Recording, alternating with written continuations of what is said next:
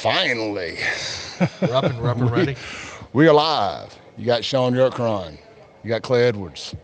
We're out here at Cypress Point Resort. We're at Cameron's garage inside Cypress Point. I hate to constantly say formally. I don't like calling anything formally, but for the sake of you knowing where we're at and to ring y'all's bell, formally McLean's Lodge. You know, the drive-through zoo out here in Rankin County. Good folks, man. Enough folks have been out here now. You know where we're at. The brand new sports bar. This place is huge. People are starting to get here. People just getting off work, coming on in. Shaun, what's going on, my friend? It's a big day in America. Yeah, it's a big day in America, and can you See hear if me? see if you can get the mic a little more in front of you. Maybe No, I got it. Yeah, it's or maybe cool. scoot over a little bit. However you need to do it. All right, much better. Much better. I'm trying to see. You get the volume of it. Yeah, you're good. Okay. You're good. Can you hear me? Oh man, it's a pretty good day. It's really cold. You know, your boy got sworn in, so you're pretty happy, right? Absolutely. I think. Absolutely. I sat and listened and watched that and the whole 9 yards. Do we have sound? We're good? I can't hear myself really well. Yeah. You talk low. You either talk really loud or you talk really low. Yeah. No, I'm talking like. Can you hear me? I can hear you. Okay. Yeah. Okay. Yeah. I mean, Okay. Put the mic up a little more, but it's more or less, with these, you just got to kind of be on them. Yeah. Okay. So we got Shaun here and myself, and yeah, it was a big day in America. We're here tonight more so to enjoy national championship football. We got Notre Dame, we got Ohio State, two of the biggest brands in all of college or pro football, frankly, duking it out for the national title.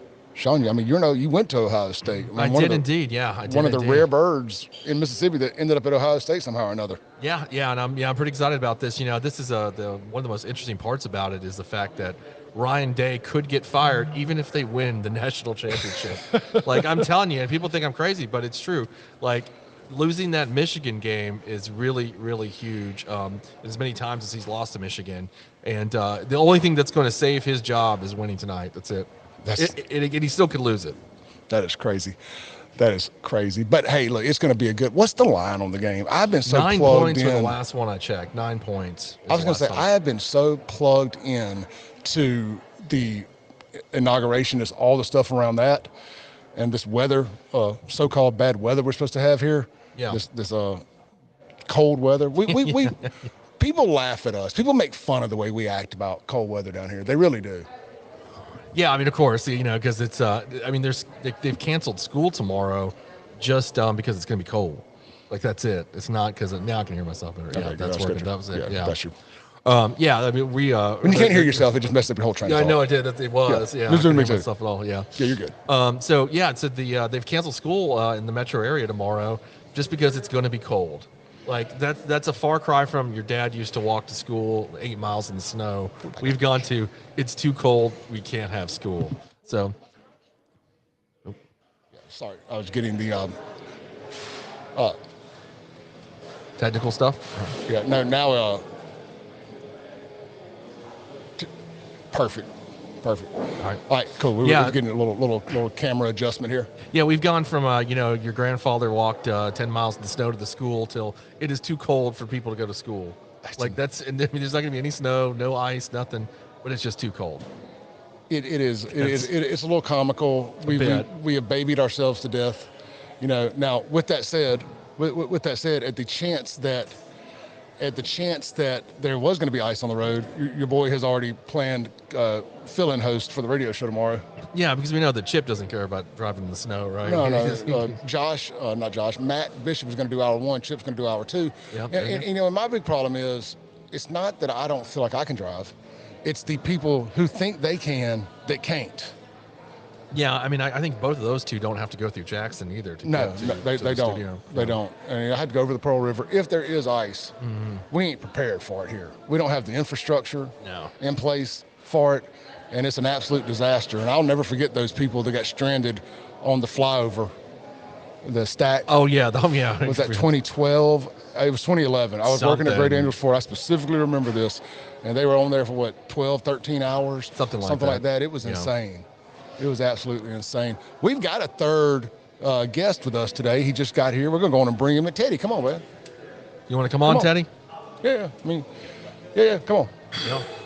Yeah, he said he needs to go get a drink first Okay. or That's something. fine. Well, no rush. No rush. We got Teddy McRaney, Ready Teddy here.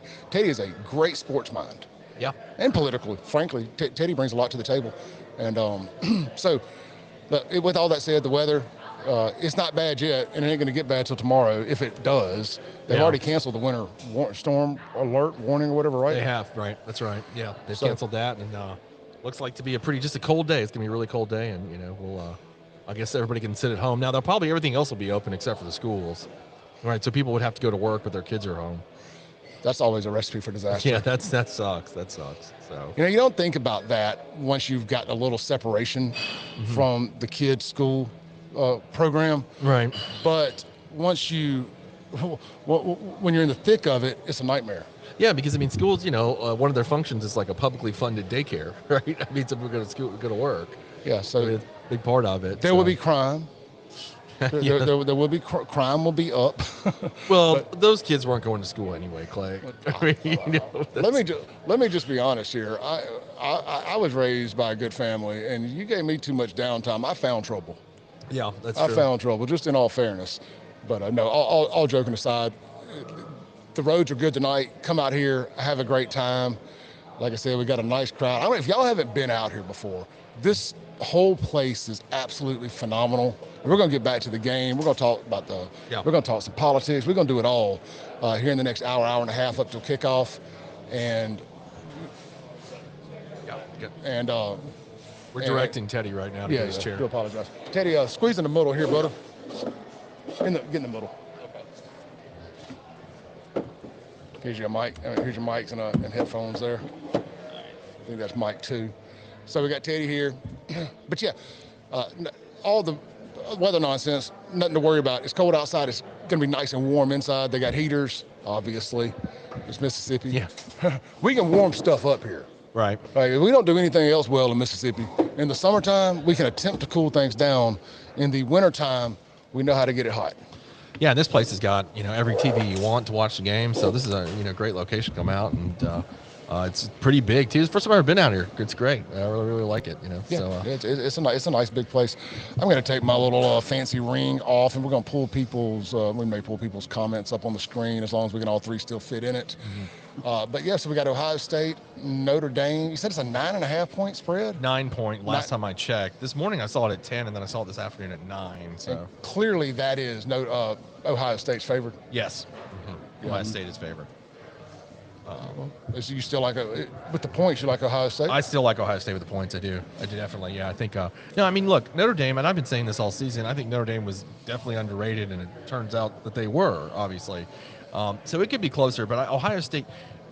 Jeremiah Smith is on a mission, and Chip Kelly's offense is just on a roll, and I don't know how you stop it. And nobody seems to have been able to so far. Ever since the Michigan game, like I was talking about before, ever since the Michigan game, it's a different team. And they've just been unstoppable. I mean, look what they did to Tennessee. They've not been able to been stopped at all. And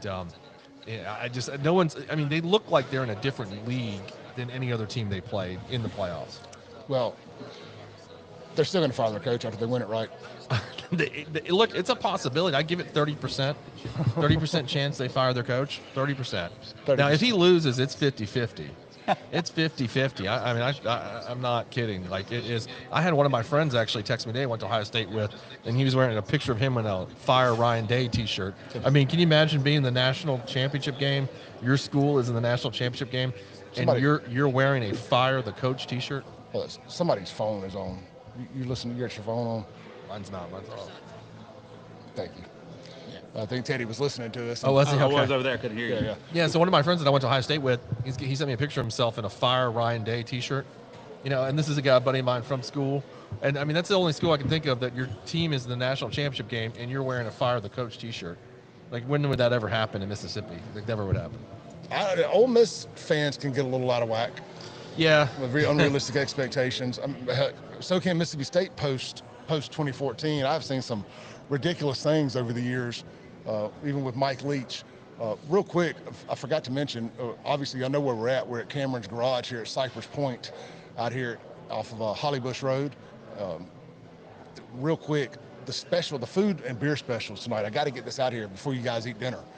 It is $14.99, all you can eat boneless wings, any flavor. They got hot, Nashville hot, lemon pepper. They got a wide array to choose from when it comes from the wing sauces. Your Southern Beverage beer products, Bud Light, Michelob Ultra, Budweiser, a bucket, 5 of them, $14. That's less than $3 a beer. Come on down. Come on down, enjoy some. And look, if wings isn't your thing, you can order off. If sports bar food isn't your thing, why it wouldn't be? I have no idea. It's all handmade from scratch stuff here, no frozen stuff. I hate chicken wings. Like whoever said that? I just hate them. They do have bone-in wings also, but they're not involved in they're not part of the all-you-can-eat special. But they have the steakhouse over there, and you can order off the steakhouse menu here in the sports bar. So if you want a steak, you want seafood, the Bang Bang shrimp and the hand-battered fried crab claws are phenomenal over there.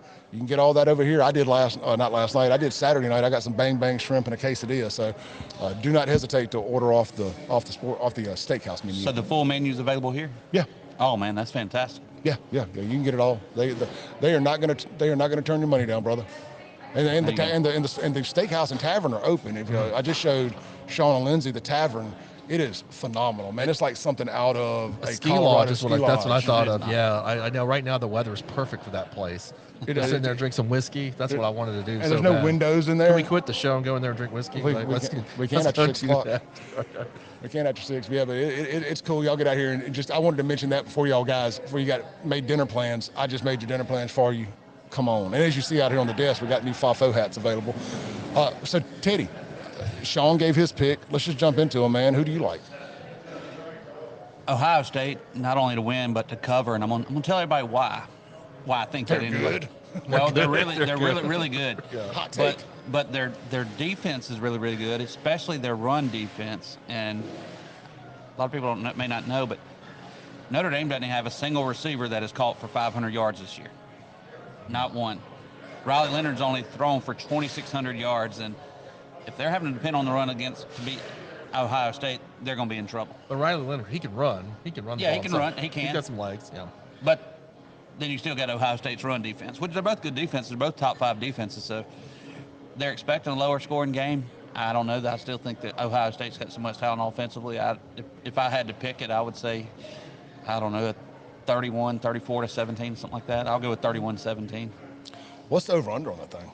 45, 46, somewhere in there. 45, 46? It's 45.5. Yeah, somewhere in there. 45 or 45 and a half. Hey. Thank y'all for having us. Of course. Yep. So the lovely Miss Kelly Cameron there, one of the owners here at the lodge, not the lodge, at the garage. Garage. I'm glad to see that she has the same problem with the door that I do. What? It's hard to open. It's always push or pull, and it's one of those where there's 2 doors, but only one of them's ever unlocked. Only one door is unlocked. Yeah, sure.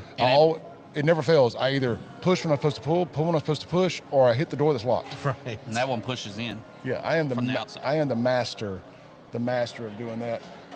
Kelly, you do not have to plug that in for our benefit. We're good. Are y'all not cold? No, I'm not. I'll speak for all 3 of us. No, I'm good.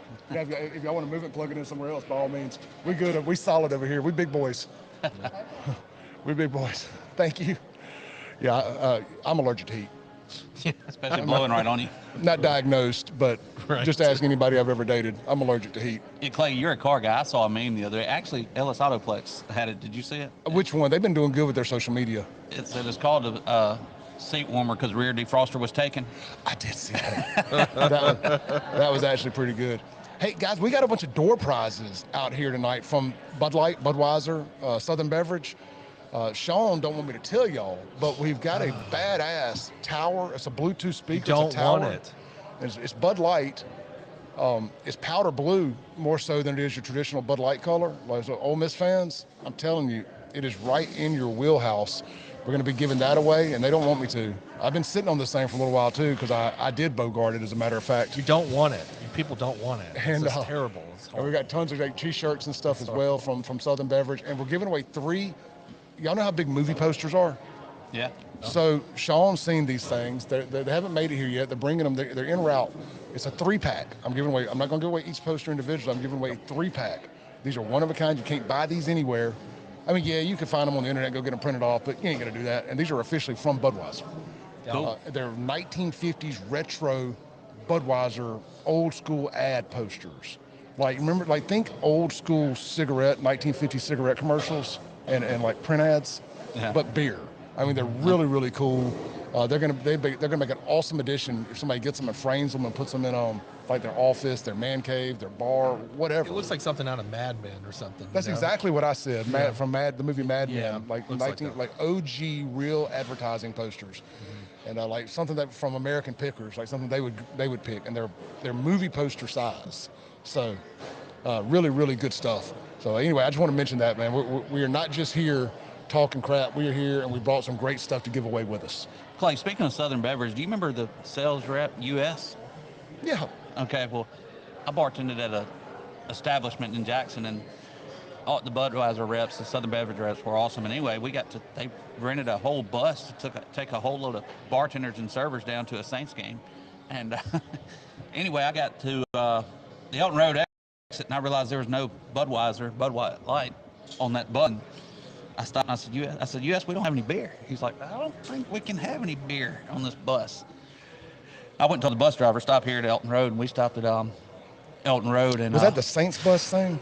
well, it's not the Black and Gold Express. This was a one-time thing from Budweiser. Okay. The Southern Beverage. Anyway, US said, I'm gonna get in so much trouble for this. I said, all you gotta do is pay for it. And he walked in, and we loaded that bus down, and we had a big time thanks to Southern Beverage. They're a great company. No, they're absolutely they're great dudes, and I've been doing business with Southern Beverage.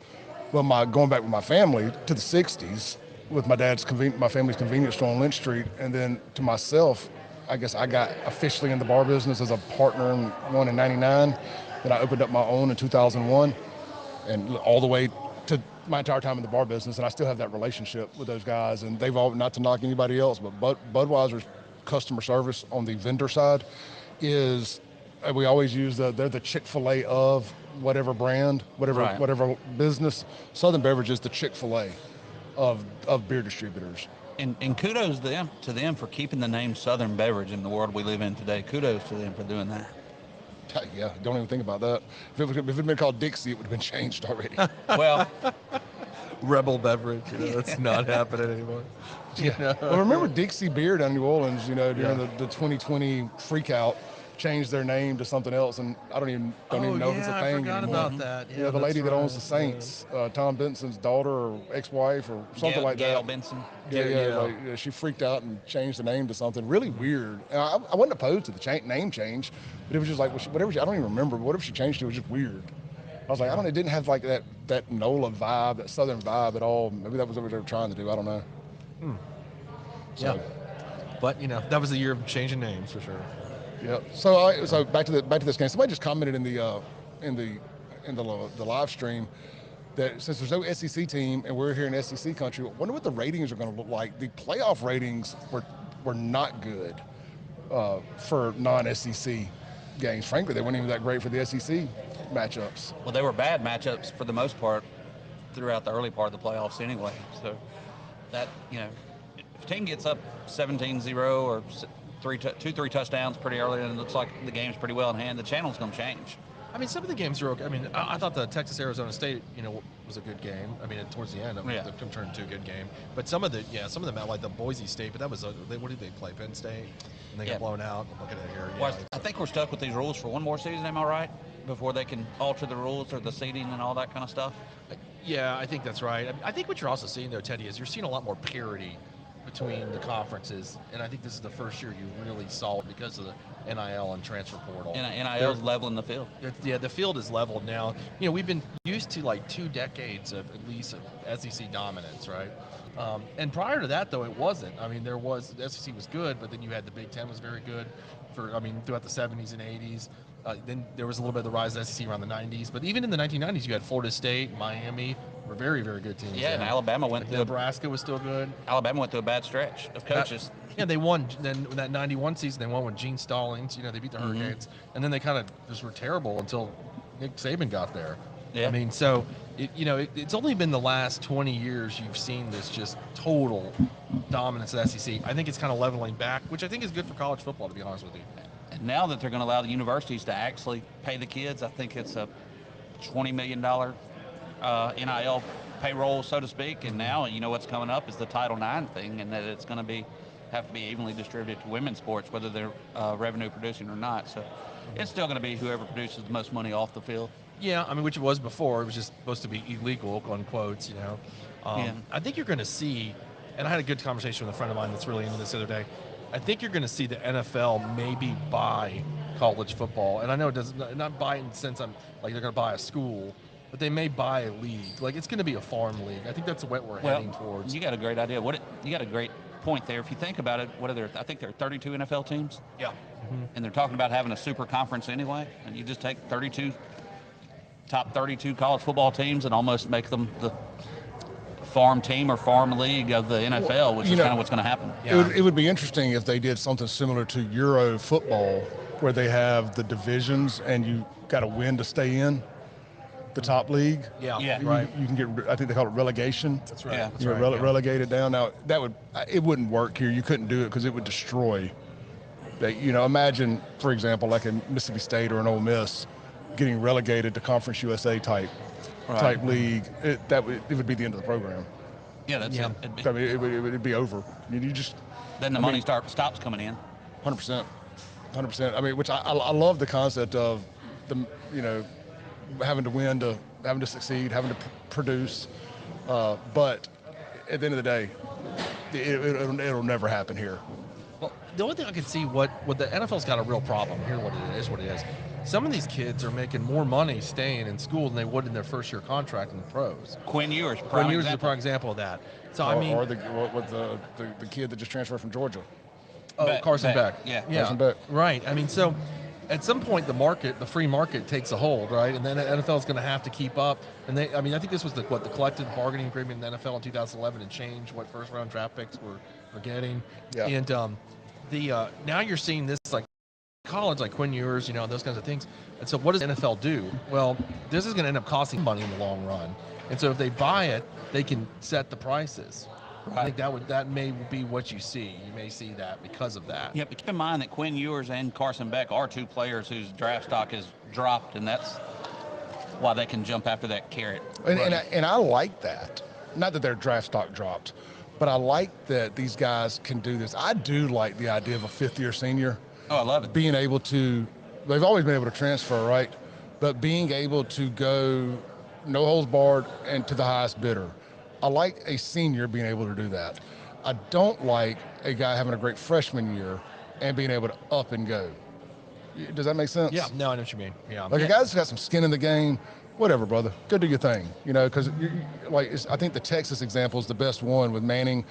Because you could have yours back and maybe play for a national title, but you're going to lose your next 2-3 year guy if you do it. Do you know what I'm saying? So where is yours going to go?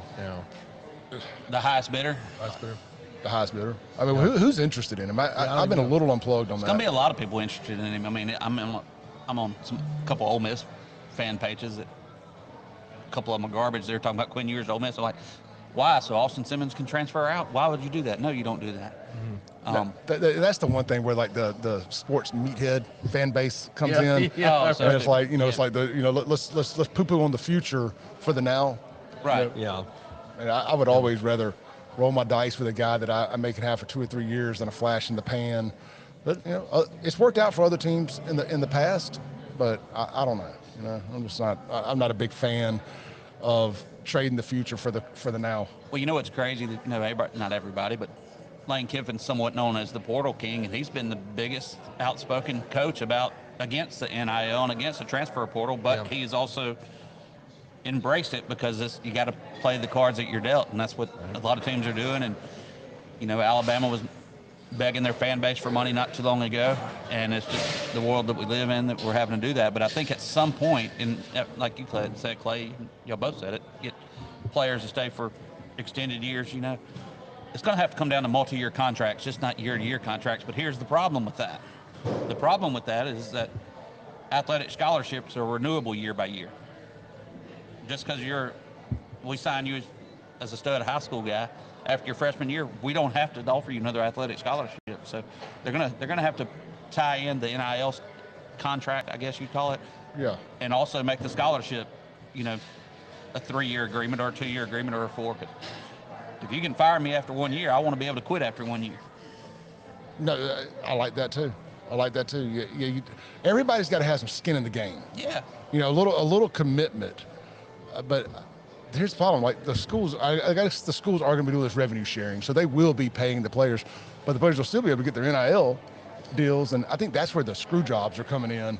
Actually, I know it is. It's where the screw jobs are coming in because these NIL groups, these foundations, are paying these players. Well, we paid you $1 million to come here. It's supposed to be for 4 years, but you bounce after a year. And I have heard there's some. They're not giving this money in the lump sum like they may have got bamboozled on initially, and that they're kind of tethering it out over 4 years. Like say somebody gets guaranteed $1 million, it's $250K a year. Right. Instead of here's your lump sum, holla. They're going to spread it out.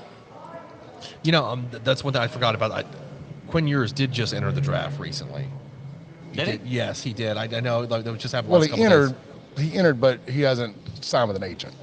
Is that true? Okay. Oh, he declared. He may have declared and not filed his paperwork or something. Yeah, it's whatever. There's some rules there to keep that, so you can kind of test the waters to see what your draft stock is. Okay, because they're talking about an article here how about he may have cost himself like millions, and they were talking the teams like Alabama, Georgia, Michigan State, North Carolina, and Oregon would have been the teams kind of after him. Yeah. Basically, everybody that's got a transfer portal quarterback. Yeah. Kind of like these two teams tonight. Those are going to be the guys. And he came from Ohio State, so he may go back. Oh, we got a question here. Carl is asking, what's the temperature up in the building tonight? I don't know. It's probably 70 degrees in here. It's warm. They got heaters. You don't need a jacket inside. It's fine. I took mine off. Yeah, you're good. Now, bring it with you because it's going to be a very cold walk 10 feet to your car. And when you get in your car, but you don't need a jacket inside. It is quite warm in a good way. It ain't too hot. I'm solid. I got a hoodie on and I hadn't peeled it off yet, but I could. So the temperature's fine up in here. So I was listening to Jake, our friend Jake Wembley over on The Zone on my way here, and him and Beaver were having an interesting conversation. They tied in the presidential. Teddy, you may have heard it. Shaun, y'all were already here, but they tied in Trump signing all these executive orders. And they were like, if you could do some executive orders for college football, like an executive order, I'm not putting a limit on how many we can discuss, or you don't have to pick just one. But what would you change about college football? What executive order, if you were the commissioner, the president of college football, that you could implement that would start this upcoming season? I really liked that conversation, so I want to make sure I'm stealing it, but I'm giving credit to who I'm stealing it from, so it's not stealing, right? And one of the things they brought up, and this was actually something they were reading, an article that he was referencing about the playoff games all being played on the college campuses, of the home team, whatever. And then the national championship would be its own game, and the bowl games would just be for the teams that didn't make the playoffs. Yeah. I love the home college playoff game. Yeah. That is a home run. Now, they had that at the beginning of the first games, right? They had it the first round. First round was home. Well, they had the first and second round, right? Was it second round? Because then some teams get buys. Yeah, you're right. Some teams got buys, that's right. So if you got a bye, you didn't get a home game. Are you sure? Yeah, remember the Sugar Bowl? We talked about that. That's right. So the second round were bowl games, established bowl games. Yeah. That's right. So it's kind of weird. I'm thinking, and I don't know how the economics, the profit sharing is on this deal behind the scenes, but just from to hell with the tickets and the beer and all that sold at the stadium, the concessions, what that does for these small college towns' economics, their economic development. Yep. You get an extra 70 to 100,000 people in, depending on the school, the stadium size and all that, but most of them, even the smallest, like Starkville, holds 60,000+ people. You get that injection, an extra week, an extra 2 weeks into the college football season. Into the playoffs or after the college football season, I'm saying here, an additional home game, 2 additional home games. What that does, again, not even counting the money that the school makes, but what these towns get. That changes what you can do when you're balancing your budget for the year. How many cops you can hire, how many firemen you can hire, roads you can pave. I could go on and on and on. I think it would be huge. I loved the idea of that. Now, do the cabal that runs college football in these bowl games Do they like that? No, I mean, I couldn't agree with you more. I've said this for the bowl games are a little ridiculous. I understand nostalgia, and I love nostalgia. But if you don't, we've created a new system. We don't need them for this anymore. I think I like what you're proposing in terms of like home games, based on just like the NFL. We do it like the NFL, and go run that way. Let the bowl games be for the teams that just didn't, that were close but didn't make it. I mean, because who cares? Like, does anybody care that Ohio State won the Rose Bowl? No, they care that they're in the national championship game. Nobody cares. I went to a bowl game, Independence Bowl in Shreveport, had a blast. Ole Miss, Texas Tech. It was David Cutcliffe's first game, and I forgot who sponsored it. I'm not going to throw any sponsor under the bus, but yes, it was a great time. It was, all that, and it was just sponsored, and then that's when I found out whoever sponsored it owned Sharpie, like the little marker. That's what they owned, and that was they were giving Sharpies out everywhere you could look. You were getting free Sharpies. Really? Yeah, all different colors. You're walking around, they hand you Sharpies. But anyway, keep in mind they're talking about we can only have so many teams in the playoff. Well, the FCS has a much larger playoff field, and they're worried about the college athletes not being able to go to school and do class and all that. How are the lower level athletic teams doing it, or conferences doing it, or teams doing it? It's got to be terrible. Yeah. It's got to be terrible. But the first thing I do is get rid of buyouts for coaches. That's the first thing I do. If you suck, you got to go. That's it. We're not going to pay you $20 million to suck and then go away. I'm gonna flip the camera around here a little bit here, y'all, and just kind of show everybody what this place looks like. Here, there's more people here than what you're going to see on this camera because they're on the other side of the bar. But I just kind of want to give everybody a little sneak peek of what this place looks like here. I think that it's not doing us justice to just see us old burly dudes up here in the corner here. So we're gonna add this little camera here real quick just to kind of show everybody what's going on around here. And for whatever reason, the other camera did not add. Let's see here. Bear with it, brother. Y'all can keep talking, man. I just wanted to throw this in real quick and mention that. I took the opportunity to reload. Yeah. Well, you know what? For whatever reason. Let's see. What other executive order would I do? I said the buyout for coaches. I think that's terrible. What we covered earlier, the contract for NIL. Yeah. Lock you in. I say 2 years is fair.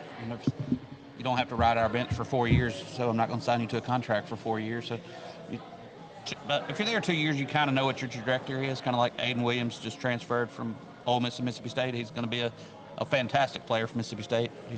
He's a good kid. He works hard, all those good things. But he just maybe didn't work at Ole Miss, and hopefully it'll work out for him at State. But I don't think he should be locked into 4 years there if it doesn't work out. Mm-hmm. So he's on the move. This is not something that the college football can issue an executive order, but I think there needs to be a negotiation with the NFL. And I mean, we all know why this was done about when you can declare for the draft, right? I mean, if you're good enough, Jeremiah Smith is a great example here, playing for Ohio State this year as a freshman. This guy could be a #1 receiver pick, and most of the scouts are even saying that. Why does he have to stay in college? Now it's because the NFL's got that 3-year rule, right? Mm-hmm. Well. And that's because they're using it's a deal they made with the veterans, and I get it, right? The veterans of the NFL and that whole agreement. Yeah, because every time you bring in, because they have a cap on how many players you can have on a team, every time you bring in a draft class of, let's say, 100 kids, that's 100 veterans that are out of a job. Yeah, exactly. Now, right. all draft picks don't make it. Yeah, like a sophomore is not always going to be able to play pro ball, but some of them can. Maurice Claret, remember? Maurice Claret, Ohio State. Yeah. That's a kid, and he was getting some terrible advice from his family, and his handlers, to pursue that, and it ended up ruining his life. It did. He went to jail for like armed robbery and because he finally got to the NFL and it didn't work and whatever. I don't remember all the details and the timeline, but I know that it didn't work, right? But and he's the example. But there's guys you see a lot that I don't know if you need to come after you're a true freshman, but I think definitely after your sophomore year. Well, Okay. Shaun, this isn't probably your area of expertise, but what about the legal issue of depriving somebody the opportunity to make a living or to work in their profession? After 18 years old, yeah, that's a great point. That's all I was they thinking, obviously don't require a license to do it because there are people that go pro without their college degree every year. I mean, so they're actually deprived of probably, especially like, who's the guy for Ohio State? Jeremiah Smith. Jeremiah Smith. Are they going to deny him 2 years of great earning potential in the NFL? to make him stay in college. Do I want him to stay? Yes. Do I think it's right? No. Yeah, I mean, I think our earliest example of this that I can remember is our hometown guy, Marcus Dupree. You know. Oh, right. I mean, he went through that whole rigmarole. Did he? Yeah. Refresh my memory. He what I Short recall version. is he went to the USFL, right? I believe that's right. 30-30, the best that never was. That was Yeah, I one of remember the all best that. 30-30s, I just didn't remember him dealing with that. Yeah, he was at Oklahoma, right? That's Yeah. right. And then He he got left homesick. after he got homesick, and then he went to the USFL, signed a contract because they take him, and he hurt himself, and then he worked out for a few years. And I think he went and played for the Bears for a little while or something like that. But I mean, Maybe he was the some Saints. guy. Yeah, maybe the Saints, something like that. But I mean, there's a guy that could have gone to the NFL right there, and they wouldn't, because of these rules, wouldn't let him do it. Worked out best for him when he went back and got in shape, lost that 100 pounds, whatever it was, and went down to the Saints, and he had a good little run there after a couple of years off. I don't remember all the details. You know what's interesting about him, without jumping too far down a rabbit hole, is he only just spent that 1 year in Oklahoma, and he left on bad terms, to say the least. Yeah. And since that 30 for 30, they have reopened their arms, and I think he moved there for a little bit. Didn't he really? Yeah, like he is a boomer Sooner through and through, and I bet even more so now with them being in the SEC and coming to this side of the Mississippi a lot. Yeah. For every road game. Well, I guess other than Texas. Oh, whatchamacallit? Yeah, I mean, no, it's a sad story, but you're right, it is a big redemption story, so that's a good part about it with him. Yeah. And then, of course, he got caught up in this TANF scandal, too. He doesn't get nearly as much flack for that as the other people, and I know. You know, and I don't really know his involvement. I haven't dove too far. We've obviously talked about that ad nauseum. Sure. But I haven't really dove into his, involvement. I don't know either. Something about a horse ranch, maybe, or something like that. Don't get me to I line. can't remember what it is. I think, and me and you have talked about this. Yeah. I think Brett Favre got the bad end of that deal. If you don't want to like him, he's easy to fit the mold of a guy you don't want to like. If you don't like white dudes from Mississippi that are conservative, and he's kind of tied into it. Wait, I just saw another guy that didn't like him, who's not a white dude from Mississippi, is Mark Gastineau. You see that clip? And I did. And when Gastineau approaches him at the well, he don't, because, and I remember that when it happened, obviously. He don't like, because he basically gave up that sack Strahan to Strahan for him to get the record. Yeah. And it was his record, and that was kind of his calling card, that was in my record, and and whatnot. But what a weird thing to hold on to for that long. It was really weird. But he's a weird guy anyway. Mark Gastineau. Gastineau is a real weird dude. Yeah. So, real dude. But, interesting. everybody should watch that if you get a chance. It's called the New York Sack Exchange. It came out a couple weeks ago. It's a really, really, really, really good 30 for 30. Those are the behind the musics of sports. That's basically what that is. That's the same people.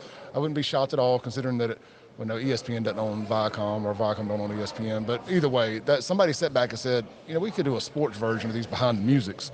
And there's so many great stories and they got to have content year round. Frankly, I'm surprised they don't do one every week year round. Yeah, there's so much that they could do. I mean, it's great stuff. You could at minimum do a podcast year round without having to do all the production. Yeah. I mean, I'm addicted. Man, I end up buying all the seasons after a while. If I can't get them for free, I just buy them. Like there's one I watched last night, and I've watched it like 30 times. They're not all on the ESPN app? I think most of them are. Sometimes they're ones that aren't. Gotcha. It's weird. It'd be like on Prime, but I watched the Four Falls of Buffalo for like the 30th time last night. I don't know if you've ever seen that. Yeah. But that is one of my favorite ones about Buffalo Bills losing 4 Super Bowls in a row. Which now we're seeing, the Buffalo Bills may have a chance to actually go back to the Super Bowl for the first time since that era. Well, they'll win if they beat KC. Yeah, I think so too. I don't care who's on the other side. They'll beat Philadelphia or Washington. Yeah, I think they're. I mean, Josh Allen is playing better than he's ever played right now. On paper, they should beat the Chiefs, but It's the Chiefs. the Chiefs just know how to win better than anybody. The Chiefs remind me, guys, of. I'm picking the Chiefs just from a football perspective. I think until you'll appreciate this, Teddy. To be the man, you got to beat the man. 100%. And until somebody beats the man, I'm rolling. And that's what the latter third of Tom Brady's career, I never picked against him, and I did pretty well. And not that I was gambling. I'm just saying, picking.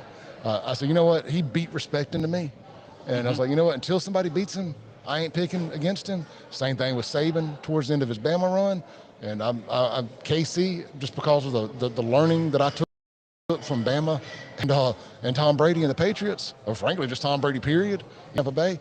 And you know what? Until somebody unseats them, I'm going to roll with them. And granted, I know they've only won 2 in a row. I think they won, 3 out of 5 or 3 out of 4 or something like that. Yeah, they've won 3 out of 4. So it's 3 out of 4. And so with that said, obviously somebody else won. Tom Brady.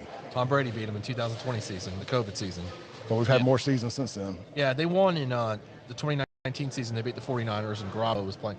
Then they lost the next year to Brady. Then it was the Rams versus the Bengals when the Rams won. That's right. The Rams snuck in and got one. So they've won 3 out of 5. Yeah, 3 out of right. Well, the ones I'm just obviously about the ones they were in. No, it would be 3 out of 4. Yeah, 3 out of 4 they beat because they played the Eagles. Tom Brady beat them right in the Super Bowl. Yeah, they lost the Super Bowl. They lost once. They've been in 4 since Mahomes has been there. Okay. Since 2019. And he's lost 1. They lost 1 to Tom Brady. They beat the Eagles. They beat the 49ers twice. So they've got 3. Mahomes has got 3 rings. If he gets another one, he's gonna have 4 rings before his 30th birthday. By the way. And 3 in a row. Yeah, 3 in a row. Now, and that's kind of what you were saying. I'm pulling for greatness. Yeah, see, that's part of it. Kind of what you were saying. I was about to say about, there was those times when the Patriots didn't have the greatest team, but they had so much experience that it didn't matter because they had the experience. They'd been there and they won. I mean, think about it. How many times those 2000 Patriot team, you can name players, but the ones in the teams, I can't name a dang guy except for Gronkowski on those teams that they won. I mean, you just can't. And they were so. I mean, except for because before in the 2000s there was like Randy Moss, and then they had and they had the undefeated year that they lost to Manning. Right, they lost Manning. They lost that one. So that's what I'm picking the Chiefs too, because the Chiefs I think have the experience to win, and it just doesn't matter what they just have some experience. I thought that. I'm going to tell you, I know I'm stepping on you. I thought that was something that haunted Ole Miss a little bit this year. Yeah. Is they had the talent to win any game they were in. Problem is, I thought that if they didn't have a big lead, they didn't have the experience, and I think this has a lot to do with the portal and teams not staying together. Right. There's a lot that goes into this, but not knowing how to win, how to close out and win a big game at the end. I thought that is why Ole Miss ain't on TV tonight. I mean, I know it's a Captain Obvious statement, but there's a couple big games that they were in at the end. LSU, I'm sure I can tell what. They should have never lost that Kentucky game. That was a disaster. That was, But Florida, excluding that game, Florida. There's just some games they should have won, and they were in at the end, and it's like they couldn't. They just didn't have the experience to close out strong. Like we didn't win any games where we had any adversity. Yeah, we were either winning or that's or losing every close game. That's what Kansas City and Mahomes are so great at, and that's what I mean, again, I hate to keep using my same phrase, my Captain Obvious statement of the day. But it is. Sometimes it's like the Captain Obvious statement is the right answer, and that's why Mahomes is great. It's like if there's time on the clock, and it's within capabilities, within possibilities, whatever I'm trying to say here, within range, they can do it. It was like Tom Brady, in the fourth, not just the fourth quarter, but inside the 2-minute warning. If he had the ball, you just knew they were going to figure out a way because they did. I mean, all you got to say is the Super Bowl 2017 Super Bowl versus the Atlanta Falcons. I mean, that is one of the greatest. Yeah, that's the one that broke me. Yeah, it just. I said I will never doubt this guy again. I am now as close to a Patriots fan as I can be without being one, because it's like that guy that beats your ass. You get your one good time, and you know that guy beat you. There wasn't no, I tripped. There wasn't nothing like you lost that fight because he was the better man. That is what I think Tom Brady did to all of his haters. Not just Tom Brady, but the Patriots in general. That's what they did to their haters with that Atlanta game. Is they beat respect into everybody after that game. Yeah, absolutely. I mean, they, it was kind of the story of the Patriots. They always would win. They could win by so many different ways, primarily Brady. But if you go a couple years before that game, they beat the Seahawks, Malcolm Butler, that interception at the end of the game. It's just that they knew how to win, and that's what the Chiefs know how to do. They know how to win. And other teams gave them opportunity. They took advantage of other teams' mistakes. Malcolm Butler is the prime example. Yep. We all just assume that if they had gave the ball to what's his name, he would have ran it in there at the 2-3 yard line. Lynch. Yeah. Marshawn Lynch. And like, I'll never forget Richard Sherman's face Yeah. when they passed. And he was like, what the F did we just do? And I'm not a Richard Sherman guy, but like everybody knew that they pooped the bed right there. And the Patriots, with their great coaching and preparation, they were there to take advantage of that mistake. Real quick, guys, for everybody who's new tuning in, we're out here at Cypress Point Resort in Cameron's Garage, the big new sports bar here. Crowd's coming on in. It's getting the bar's full just about. It is $15 all you can eat boneless wings tonight through the game. It's $14 buckets of Bud Light, Budweiser, Michelob Ultra.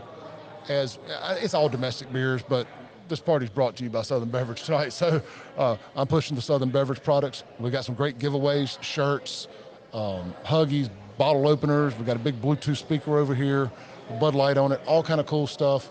No cover charge, of course. It's family friendly. The steakhouse is open. It isn't just a sports bar. You can order off the steakhouse menu. You don't have to do just the bar food, but I'm telling you, you ain't going to regret it if you do. It's all hand battered, made from scratch, good stuff. So come hungry, plan to stay, hang out. Roads are fine. There ain't even a threat of bad weather till tomorrow, so don't listen to the doomsday local news trying to get you to watch, talking about bad weather and ice. The rest of the country's laughing at us every time it gets cold. So come on out here. It's cold outside. It's warm inside. We're having a great time. All right, back to sports. Shaun, do you think, it's kind of an analogy, remember when Ole Miss beat Tebow and he cried and said, you're never going to see a team work harder and they win the national championship? Yeah. There was not a speech like that on camera anywhere. But I believe when Ohio State lost to Michigan, there was something somewhere that lit a fire under their team, which is going to show them dominate tonight and dominate like they have pretty much. Well, that's a better way of putting it than I had. What I used to said after that game was, and after the Tennessee game, playoff game, I said Chip Kelly just injected some Mountain Dew or something because, and people don't realize Chip Kelly is the offensive coordinator for Ohio State, and who's, the infamous coach of all these interesting offensive schemes over the years. And he just came up with a plan. So, go ahead. No, I'm saying go ahead. You're good. Ryan Day's, I don't really think he's coaching for his job, but we know Chip Kelly's coaching for his next job. Yeah, right. But he came up with a plan, and I think his plan, Teddy, was we're going to give the ball to Jeremiah Smith on every freaking play because nobody has been proven to be able to stop him. He's the guys. I haven't seen a receiver like that in college since Randy Moss that I can think of. And if you do stop him, we'll give it to Henderson and Judkins. Yeah. And not, what's the other receiver's name? Abeka? Yeah, right. That's right. That's right. I mean, he's almost a 1,000-yard receiver. So, yeah, go ahead and double Jeremiah Smith tonight in Notre Dame, and you're going to get eaten up on the other side by Abeka. And Henderson and Judkins are going to run the ball. I think the pass is going to open up the run. And I was going to say whichever team rushes for more yards is going to win, but I don't even think that's the case. I'm thinking you're looking at a 14 to 21-point win by Ohio State. Didn't that, I could be completely wrong with this, you would know this, Teddy. Didn't the Ole Miss running back, Judkins, the guy y'all like so much, did he transfer to Ohio State? Where did he transfer to? He's at Ohio State. He's at, what's his last name? Judkins? Did you just say his name? Judkins, yeah. I thought that's who you said there. I wasn't 100% sure. Yeah, he transferred there. He wanted the same money as Jackson Dart. Ole Miss wouldn't give it to him. And, quote unquote, they say he was a cancer in the locker room. Nobody knows that, so I don't like to say that. But he actually took less money to go to Ohio State, supposedly, if you believe what everybody says. Well, he's playing for a national championship. And he's going to be a high pick for a running back, whatever that is these days. And also, and this is not a knock at the Big Ten or whatever it's called, the defenses there ain't SEC defenses. No. I mean, if you're a running back especially, right? Right. It's really a quarterback too. That was always the thing about SEC quarterbacks, these guys that transfer to these non-SEC schools so they don't have to play against those SEC defenses so they can get their numbers up and become a higher draft pick. Right. And it's really interesting to see how many successful SEC or former SEC quarterbacks we have in the league right now. I think it's more than that's ever been at one time in my lifetime. That was always kind of the thing about the SEC. If you had a quarterback that broke out, they were great. Your Peyton Mannings of the world, Eli Mannings. If they could break through and get there and get consistent, they ended up being all-time legends. But you had so many guys that came out of college so beat up, or they didn't get drafted because they had to play against SEC defenses. Anyway, kind of the long way around here to get back to Judkins. A running back especially, think about the wear and tear on a running back's body. They got the shortest NFL average career span. That's 4 years. 4 years. I thought it used to be like 3, so it's extended a little bit. So I mean, if you can take a little wear and tear off your body by going and playing in a league that may not be as physical I mean, and this is easy for us to say, right? Right. Oh, they're not as physical. I don't know. They beat a couple SEC teams to get In here. the playoffs, yeah. But traditionally, You know. the SEC has been very, very physical league when it comes to defenses, and which makes me think. Back to the point about these like Maurice Clarett's of the world and these younger running backs or these younger players in general going to the league. I think a good argument could be made for the physicality of college football, of leagues like the SEC and now apparently the Big Ten, and like in wrestling they call it, you can only take, you got a bump counter, a bump number, like the bumps you take. Your body only has so many, and when you're there, you're there. I mean, hits are the same way, right? Yeah. You can only take so many before you just can't take them anymore. Are you doing it for free in college? Well, you're not anymore for the most part. If you're a top tier guy, Right. But or you got the chance to go get paid. That's why I do like seeing these guys get paid. And there's so many arguments for both sides of this paying players and the transfer portal and the NIL and all this. I understand. Me and Shaun have talked about it ad nauseum, and I know I've jumped way off the wagon here, but it's so many like your old middle-class white guys that are kind of jealous, typically conservative dudes, like frankly like me, but I've always been on the other side of this coin on this deal, that didn't like the idea of players getting paid. It's like, oh, them boys don't pay them boys, they're getting an education. Well, They're getting an education guy. That's a new term. That guy has been out there for a long time. now we're doing. There's usually a guy without an education. Yeah. Complaining about them getting educated. Now we're just paying them more money and not getting in trouble for it. That's it. You know who's really pissed off about the NIL more than anybody in the world? Hugh Freeze. He is kicking himself. Oh, yeah. Look, that's why I thought he would be more successful at Auburn than he's been, at least on the short term here, is that if there was ever a guy that was built for paying players, but I guess if everybody else is doing it, he's showing that he's really just an average coach. So far. Yeah, he's not going the distance like he was at one time. I want to ask y'all's opinion on something. I've never had the opportunity to ask this on a sports forum, but I've always thought it. Patrick Mahomes is great, right? Yep. Now, Steph Curry is great, right? A lot of people hate those players because they Patrick Mahomes' dad was an MLB player. Steph Curry's dad obviously was an NBA player. So both of those guys kind of grew up with financial privilege. Well, the reason I like them even more is because they had every reason not to work as hard because, hey, I'm going to be okay anyway.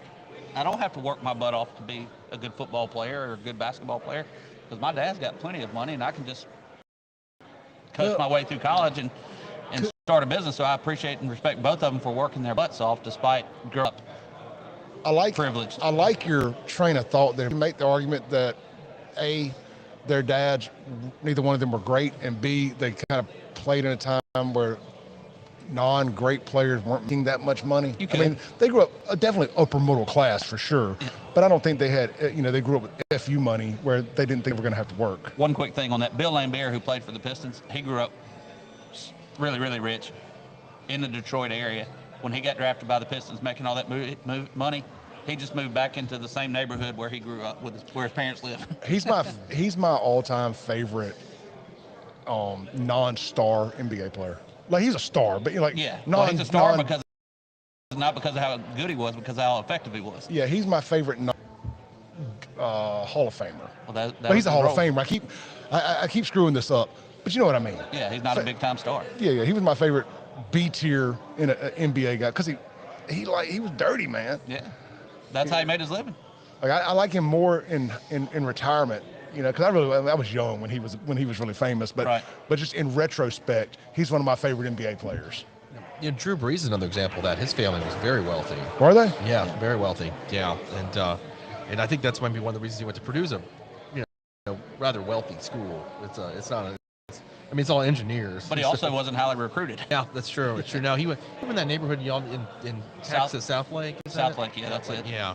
That's right. That's that high end of Texas, or the Dallas area, the Frisco area. Despite all the money, well, that's wrong. But despite all the rich kids living there, they have a really good football program. Mm-hmm. Yeah. They do. I was talking on what you guys said about Mahomes. He's one of the few quarterbacks I've noticed that I think he's the best quarterback in the NFL right now. I think it's hard to argue against that.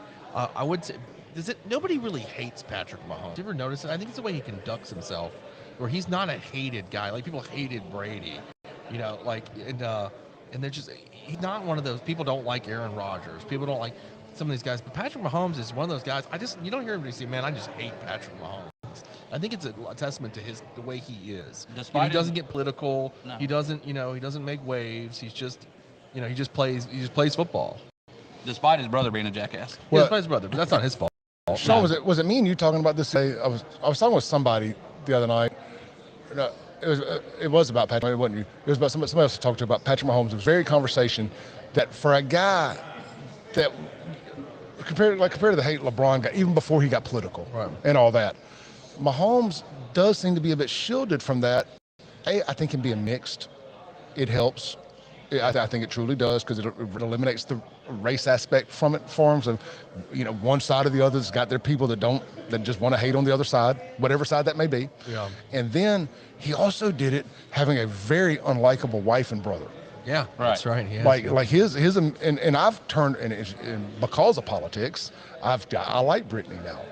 Because I figured she was going to be a woke-tard. Right. And she's actually pretty based. And I was really surprised that she was, especially hanging out with Taylor Swift and doing all these other things. I was really shocked. And then she stood her ground after people got mad for her liking a Donald Trump post or something like that. I was like, you know what? Okay, it's easy for me to say because she liked Trump stuff. But I like that she stood her ground. And boom, I liked Brittany at that point. And really was hating on her for all the wrong reasons. She loves her man. I just saw they had a third child. They did. They just had a third child. Like a good American They've been together family. since high school. Yeah, we're just hating to hate, and I caught myself. I was like, I'm just hating to hate, and they're doing everything we want people to do. This dude is a father of his kids. He's been with the same chick.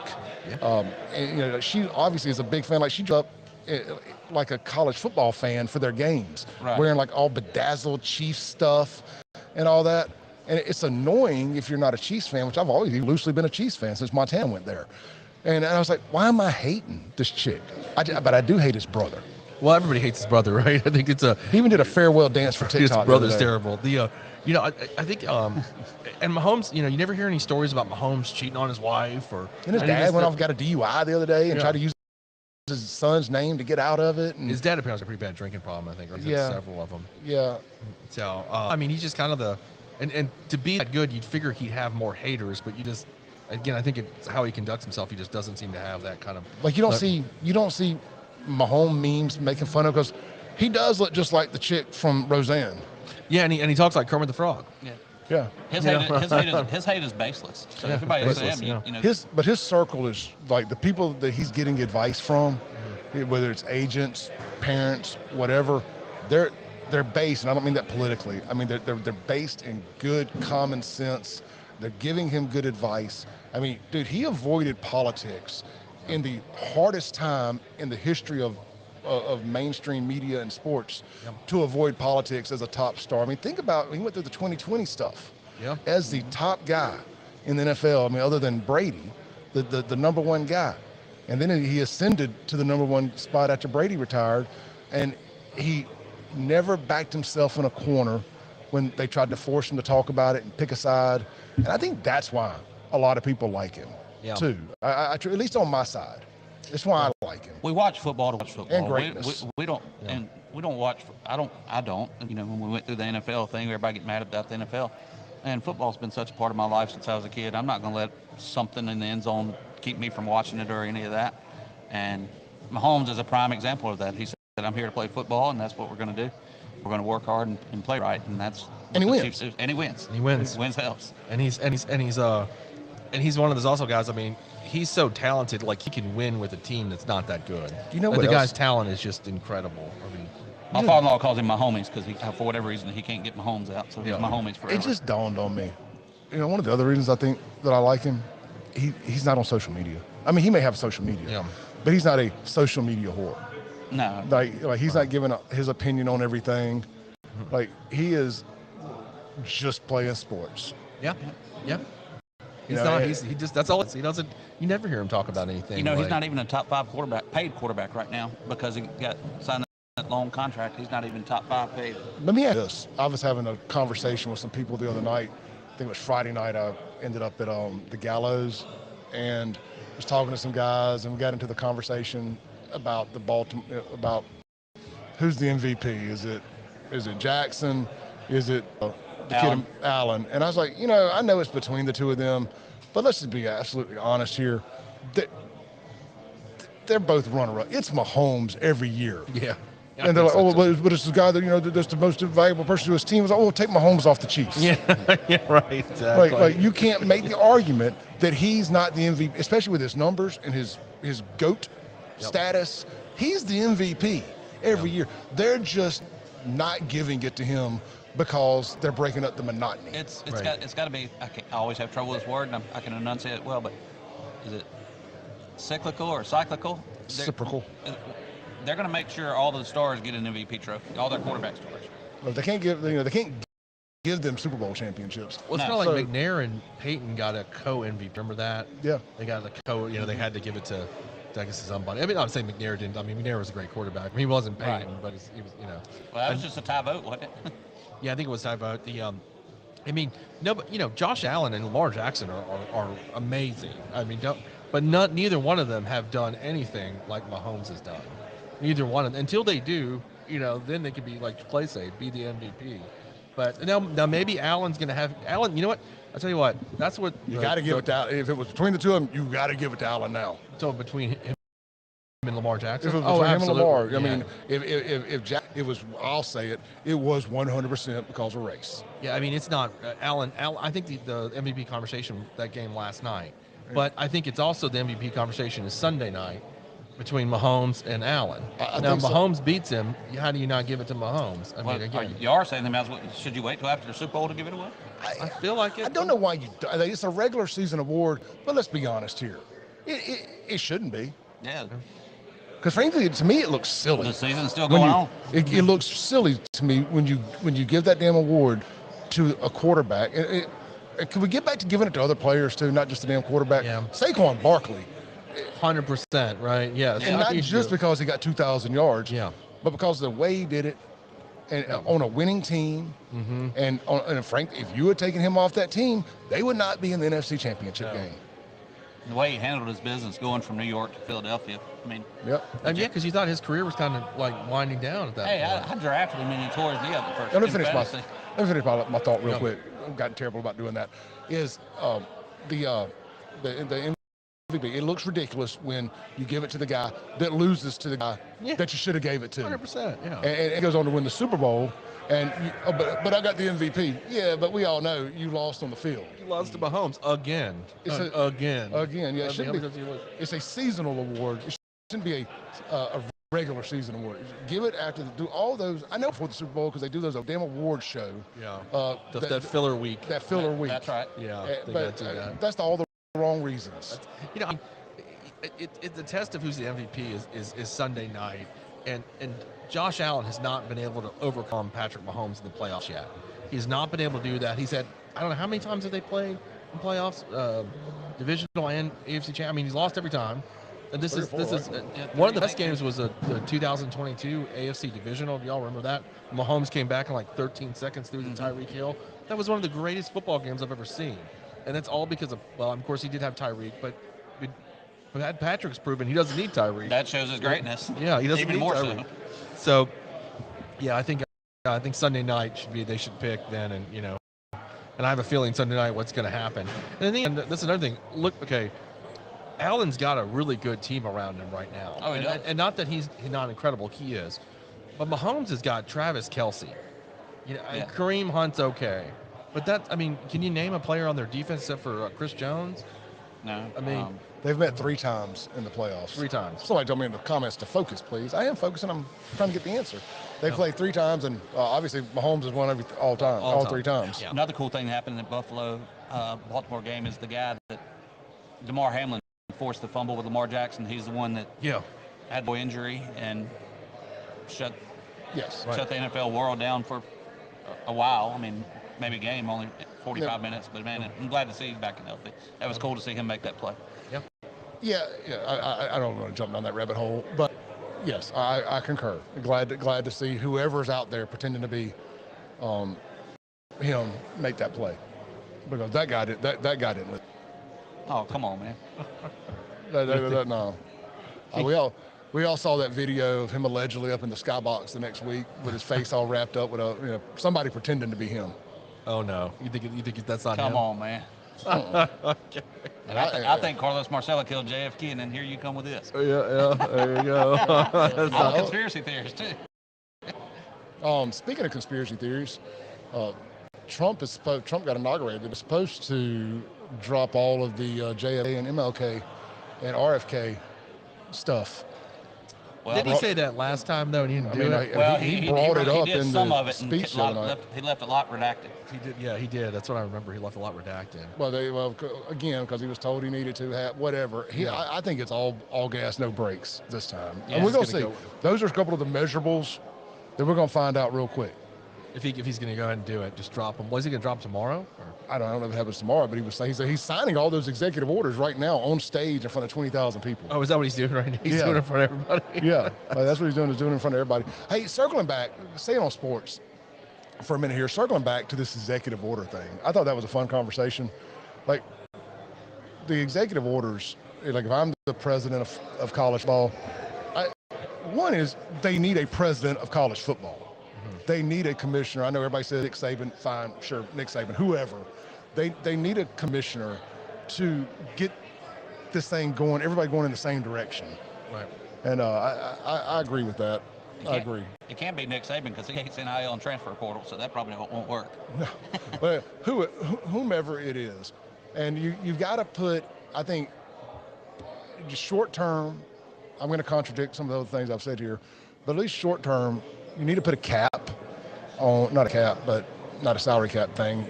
NIL is NIL. I'm never going to limit how much money somebody can make in the NIL, whatever. But you need to put a limit on these kids transferring. I like the old rule where if you transfer, you got to sit out a year. I think that was a little harsh, but the one transfer I'd agree with. One transfer, that's it. Yeah. I'm okay with that. One transfer. I think one after 2 years. Like you need to go sit at a program for 2 years. I don't think you need, after a freshman, I didn't play enough, I want to go. Well, the thing is, like, if you run in a situation where you're like in Alabama when Nick Saban was there and you're sitting behind, but three other guys. You knew what you were. That's part of it then. Yeah, but I mean, you're also a kid then, right? I mean, you don't know as well. I don't know. I think you should be one shot. One shot, that's it. I think that's fair. Right? Just one shot. Not this two is ridiculous, but. Well, the amount of kids in the transfer portal that have not found a home and will not find a home with the scholarship, it's going to be an ego check, but it's really going to suck when they made money last year and they're not going to apparently quote unquote have a job next year. Apparently JUCO has been the big recipient, the big winner in a lot of this stuff. A lot of these really good players that have transfer portaled their way out of Division I, yep, or the ability to play Division I, or ended up in JUCO for a year. It kind of makes sense. Teddy, you're in the car business. You'll know what I'm talking about here. It's always that sales guy. Hell, it's been me and you before. We've gotten unhappy at a situation. Oh, yeah. And when we should have just set our butts down and stayed a little longer. Right. And you end up going to another place, and that don't work out. And you're like, oh, crap, this didn't work out. I made a bad decision.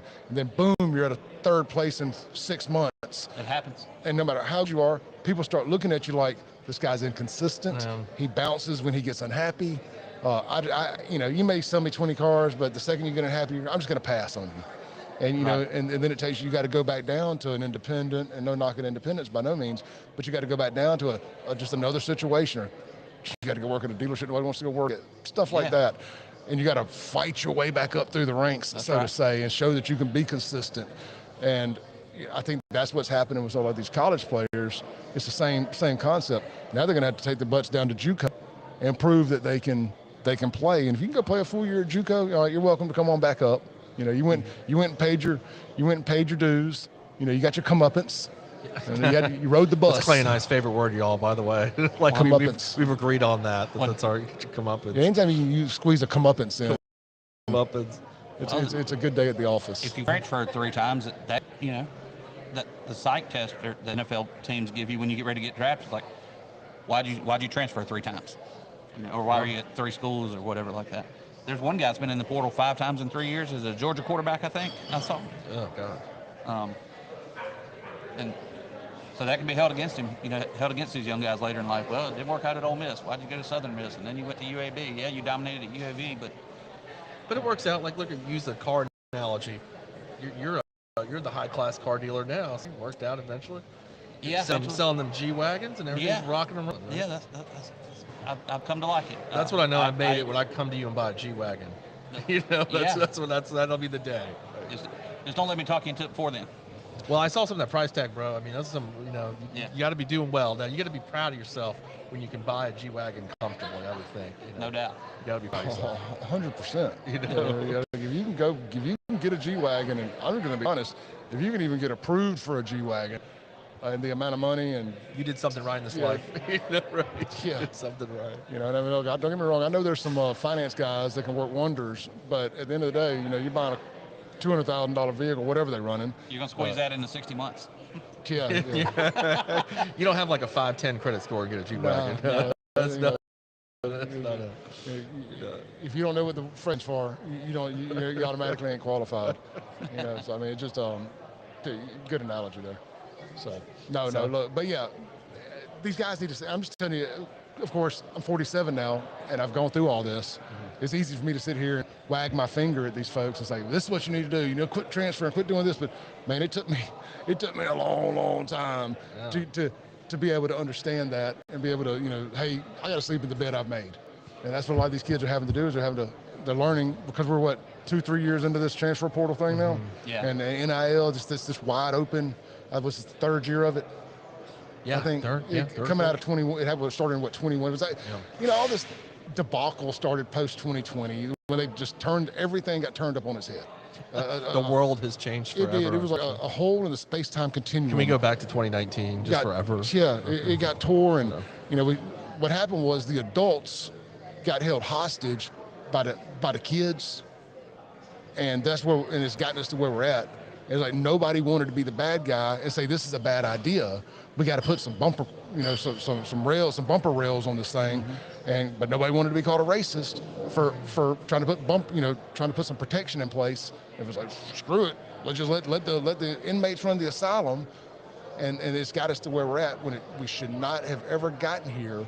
But again, everything was looking at it through the lens of the summer of 2020. And here we are. Yeah, I think there's a lot of that's true, but I will say this, and I forget who I was talking to you about this not long ago.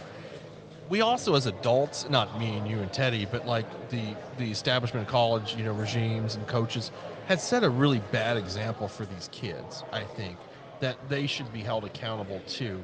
Like, I know that a lot of people, like you mentioned, Clay, like they're getting a college degree guys, right? Mm-hmm. Like, they're not looking at that. Like, there's people like Brian Kelly, who's the coach at LSU, who left his Notre Dame team saying, I can never win a national championship at Notre Dame. And by the way, here they are tonight. They're here playing for one. And left them right before a bowl game to go because what he thought was... In his defense, he couldn't under those previous rules. Sure, but he still ditched them at a time when they're about to go to a bowl game. And I mean, to me, it's like... But that's when coach... That's not his fault. I'm not a Brian Kelly fan. I'm not defending Brian Kelly. That's just the way college football works. No, you have the recruiting schedule. You have all that stuff. That's when it had to do it. But then we want to hold these kids to a higher standard. Like, they're not supposed to be about themselves, right? Like, we're trying to say, okay, well, you need to be about the team, but the coach don't need to be about the team. Like, that's not, like, you're trying to hold, like, I feel like they're getting education guys are doing that. They're not, they're holding them to a higher standard than what they're seeing by adults, how to behave, right? But they're 20-year-old kids. Like, I was watching I don't mean to cut you off, like the Johnny Manziel documentary a few months ago. Mm-hmm. Okay, I cannot honestly say to myself that if I was Manziel's position, that I would have done the same damn thing he did. Like, gone out crazy and drinking and partying. I mean, it's hard when you're a kid. You're not supposed to know that stuff we know now after years. Well, that's not why he got in trouble for, and I disagree with it. He got in trouble for selling autographs. No, I understand, but it was all. But you should have been allowed to. But it's part of the whole thing, right? Yeah. Like, his whole things he did, and I think we, probably raised hell when we were younger too. That's what you do when you're young, and you learn from it. But adults, I think, are supposed to be showing these kids better examples, and they didn't do that because you know why? They wanted to get paid too, and I think there's a lot of that is part of where we are now too. Right. I don't know, man. I mean, coaches get opportunities, they upgrade. It's just part of it. I mean, he paid it. He was there for a long time. It is what it is. There's never an easy time to leave. Well, I don't. Because if they had fired him, right before a bowl game, nobody would be saying anything. Yeah, but I'm using him as an example. There's a lot of examples of Brian Kelly's, Sure. that these coaches they're making money and they're leaving there. They're I like, mean, I'll look, see you guys later. I mean, happened- I'm not saying I even blame them. But there's also a reverse buyout. It happened to Dan Mullen. I mean, it happened to Mississippi State. I mean, Yeah. I saw it and I was angry, but I understood. Everybody. The thing was always, yeah, but imagine what Dan Mullen could do with Florida talent, with Florida recruiting abilities. And not much. It wasn't much. Yeah. Hey, I think they from a year too soon, personally. Yeah. But I mean, that's just my opinion on that. We'll see. Now Dan Mullen going to have to go to UNLV. Right. He in our analogy of I bounced around. Now I got to go. And who knows? UNLV could end up being Boise State. I mean, but they're not right now. Hey, great coaches. I mean, Urban Meyer was at Utah, I think. Yeah. Bowling Green, then Utah, then of course Florida and Ohio State. Yeah, I mean, I don't think we've seen the last of him. No, he always when he gets in a bad situation, either it's a health problem or this time it was a girl problem. I think in Jacksonville. Especially if Marcus Freeman goes to NFL. Yeah. There's an example of a coach that is a really good example of a coach in my mind. I think the statements he's made. I really like him a lot, Marcus Freeman. I do too. A lot of them. But I think so. There's examples like these kids are. Look, we live in a society where everybody's going to get theirs, and sometimes we're like, I can't believe these kids are trying to get theirs. I mean, of course they are. Right? They are. Because most of them that are paid are not going to get paid on Sundays. Yeah. They're not going to play on Sundays. So, we're live out here at Cameron's Garage, inside Cypress Point, formerly McLean's, right out here in Rankin County off Holly Bush Road. You know where it is. If you don't, throw it in the old Google later, and boom, it'll bring you right here. We're about 5 minutes down the road from Castle Woods. If you're coming down Lakeland Drive, $15 all you can eat boneless wings. That's right. Any flavor you want, $15 all you can eat. So you can't beat that. I don't give a damn where you're going. And then buckets of beer, Bud Light, Michelob Ultra, Coors Light, so on and so forth. 5 beers in a bucket for $14. That's less than $3 a beer. You ain't gonna beat that anywhere. That's all night here at Cameron's Garage inside Cypress Point. Full menus available. The steakhouse menu is available inside the sports bar. The quesadillas in the sports bar are phenomenal. All the food's great. Service is great. Beer's cold. Drinks are cold. They got shot specials too. I failed to mention that. When Notre Dame scores, $5 grasshopper shots. I'm not sure what a grasshopper shot is. Sounds good. And when Ohio State scores, $5 fireball shots. So I am actively rooting for Notre Dame not to score. For Ohio State not to score, so I don't partake in $5 shots. But with that said, if that's your thing, and it is always my thing, get on out here. Yeah. You got myself, Shaun Yurtkuran, Ready Teddy McRaney here. We're having a good time talking sports and just getting ready for this national championship game. We'll be back out here next Sunday from noon. We'll be streaming live from noon to 2. Yeah. And we will, of course, they'll have the AFC, NFC championship games. I'm not sure which one's first. It don't matter. NFC's first. NFC's first. Yeah. And I'll be here for the duration. I'm not sure what Shaun's day. Hang around and we can do like a post-game NFC championship, maybe before the other one. That we can do that. Yeah, we can do that. That'd be fun. That'd be kind of fun. We'll be here for that, and then of course we'll be here for the Super Bowl. And we got all kind of great door prizes from Southern Beverage to give away at all 3 events. So just mark your calendars if you can't make it tonight. It's all good. We'll be here next Sunday. And having a good time. I know a lot of people got to work tomorrow. It's harder to get people out on a Monday night. It's hard to get people out on Sunday, but people will go out on Sunday for football. It's just tradition. But anyway, just wanted to let y'all know where we're at. If you're just new chiming in here, we're here. We're going to be here for the next few weeks, looking 3 out of the next 4 weeks, whatever I'm trying to say. 2 out of the next 3. Executive order, championship on Saturday night. I think, you can come out tonight because kids will not be in school tomorrow. So if you have a hangover, you get to listen to them at home all day. Rocket scientist here just had a great idea with his executive orders. I was talking to somebody about this with NFL the other night. Right. This damn game should be on a Saturday night. College football is played on Saturdays. Your championship game should not be on a Monday night. It is silly. Yeah, I don't care if you're competing against the NFL. Yeah. So what? Everybody would have watched this Saturday night. Everybody would have watched this Saturday night. Yeah. Here's the other thing. It doesn't have to be nighttime. Yeah, I'm not. If you're going to do it on a Saturday, it can be at 2 o'clock. The biggest game of the week is always the 2:30 CBS game. Yeah. Mm-hmm. Do it at 2:30. Roll with it. People are going to watch. I feel the same way about WrestleMania and big boxing match. Saturday night. I don't want that crap on Sunday. Yeah, nobody wants to do anything on Monday night. It's tough. Except for Monday Night Football for the NFL. That's the only thing I feel like gets away with it. Yeah, what's tradition? Tradition, yeah, because you got to have Monday Night Football. Yeah. And that's just because you want something to do on Monday night. But like a big game like this, whenever you want to go out and drink, not going to work. But again, your kids will not be in school tomorrow, so come out and drink. Yeah, come out and have a good time. I mean, know? but, yeah, I tell you, I love that. That is for real. And Super Bowl needs to be on Saturday night too. Yeah. Well, I know it's Super You're Bowl the only Sunday. horse in town. It's tradition. Man, we have thrown every tradition post 2020 again. We have thrown every tradition out the book. I mean, there's rivalries that aren't played anymore because of the economics in college football. But do what makes sense. If we can't all be off work on Super Bowl Monday, the hangover Monday, do the game on a Saturday? You're not competing against anything. You're the only horse in town. What are you competing against, the NBA? Yeah, there's nothing. There's Hockey. Nothing. I mean, I don't even know what's on. I don't watch either one. But I mean, you're not competing against anything. You dictate what's what. They've They've asked Roger Goodell about this, and it's been a consideration, but it still has not been something that they've done yet. Like it's just basically like you and I were talking about this before, out of just tradition. Oh, we got some new FAFO merchandise here. Looks pretty cool. What is that, Clay? It's like a Huggy. Oh, is that a Huggy? Oh, Yeah. I like that. It's like a snap Huggy. Oh, that's Snap Huggy. cool. I dig it. All right. We got Tony Young here. Appreciate Ole that. Miss Huggy there. We got some cool stuff here. Toddy will be in this game next year, baby.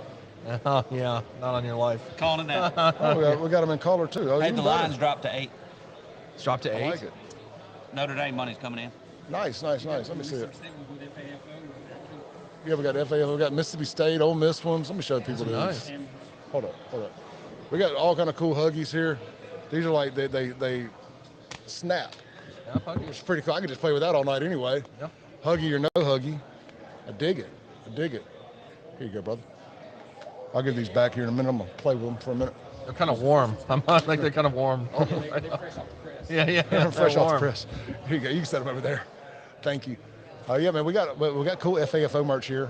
Tony Young, I'll put his information out there. He does a lot of screen printing and a lot of creative stuff. He got these hats for me and did some other cool stuff. So y'all holler at Tony if you need any work done. Oh, I got the pink one. I dig it, man. Really cool stuff. I like it. Nice Yeah, I'll put pictures of all that. Those are man. great, man. He Those got are very great. creative Yeah, on I love this. those. Camo with the FAFO and Ole Miss, Mississippi State. I always wanted my brand attached neat, to some yeah. college football. Now I'll get a cease and desist letter from them. We're giving it away. We're not charging for this stuff. We're not charging for this stuff. So, yeah, look, man, we're out here. We're having a good old time out here at the Cameron's Garage here inside Cypress Point. So you guys get out here, check all that out. So Looks like they're doing the national anthem, aren't they? Is that where? So y'all get out here, hang out with us. Cypress Point at McLean. Well, not at McLean, I'm sorry. But Cameron's Garage at Cypress Point. Sorry, somebody's over to my right behind a hat. And I was trying to negotiate that here on camera. Were you negotiating the price? No. The price ain't negotiable. But I hate trying to multitask. But I also love making money. So y'all get out here. He's basically a college football coach, y'all. That's what it is. I'm having the NIL. Right. I'm having to do a little bit of everything That's here. what it is. But come out and get your picture with the FAFO belt. And people ask me where it's at. They want to take a picture with it. I got it. Y'all excuse me for a second. All right, Clay is going to sell and make some money. So Teddy and I are going to talk about college football. Teddy, are they doing the national anthem right now? About to have the game start? Yeah, How they close are. are we? How close are we already? Probably 10 minutes. 10 minutes? Okay. So what's your score prediction? I know your game prediction. I'm gonna go up a little bit. I'm feeling that Ohio State's got too many weapons. I'm gonna go 38-17. See, I was saying I was going to say 38. That was can't- my, you that's still my, can't. I can't. I think it's all. Yeah, I'm going to say 38-14. Yeah, so we're right there That's together. 38-14 is kind of what I'm thinking. I just think they're gonna have too much offense and not to knock what Notre Dame's done, but they played in the playoffs. They didn't play the toughest schedule in the regular season. No, they didn't. I mean, and they were impressive in the playoffs. Yeah, not taking anything from them. Yeah, I mean, they they beat Look, okay, and being a Big Ten fan like I am, IU had the best IU team ever, like as long as I can remember at least. But it doesn't mean they were that great. Yeah. Okay, I've never heard. We're of them. talking about Notre Dame, but yeah, Okay. they've never had a team as far as I can remember that is this good. Notre Dame beats them. They beat Georgia. Hey, Georgia's team was okay. I mean, they weren't bad. They weren't great, but so I'm impressed with what they did this season. I think they were a lot better than people were giving them credit for. But I don't see how they play with Ohio State. Ohio State is just, I don't see how, there's not a single team in the country that can beat Ohio State tonight, in my mind. And you know what? And I'm going to eat those words. Kudos to Notre Dame, because they very well could have packed it in after Northern Illinois. They could have packed it in, like, oh, well, the season's over. But they didn't. Right. So. Al asked if we're going to be staying on when the game starts. No, we're going up to kickoff, and we're going to be wrapping this thing up. We're not going to be on while the game's on. We're going to enjoy the game. I appreciate. I've had a good time tonight. Yeah, it's been fun. Good time. We got a little later start than we planned, but it ended up taking longer to set all this up today than normal, because I brought all the microphones and setting up at a new place for the first time. Just figuring out the logistics of everything. So. Yeah, we're on a little longer anyway because the kickoffs got delayed a little bit. Yeah, it did. They always do. Yeah, I thought it kicked off at 6:30, but it ended up at 7, I guess. Yeah, that's what they do. But they want everybody to see their sponsors. Yeah. Well, I can, so look, we can respect that. I can. I'm gonna tell you, as I've gotten older, and frankly, as I've gotten, this is what I do for a living, and it's sponsor driven. Well, it's listener driven, but we have to have, it takes the sponsors too. It's a reciprocal, as you say, thing. Yeah. The sponsorships are part of it. So I try to make my live reads as entertaining as possible. Yeah. And they get a little long-winded sometimes because I get excited talking about stuff that I'm passionate about.